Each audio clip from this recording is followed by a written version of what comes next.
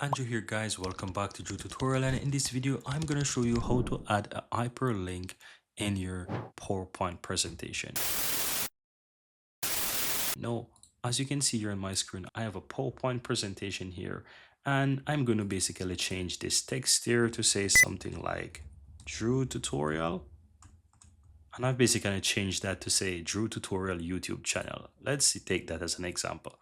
Now, all you have to do in order to add an hyperlink to this text, ensure that you select the text or you can highlight the text, right? Then you want to go to Insert tab. On the top there, you will find the option that says links, right? So you have the option to select link here and you can click add a hyperlink. So click on that.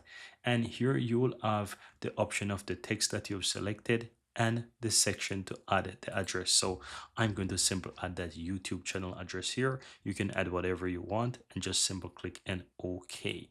Now once you click on that, you will see that the link is now created, and if you hover over it, you will see the link as well.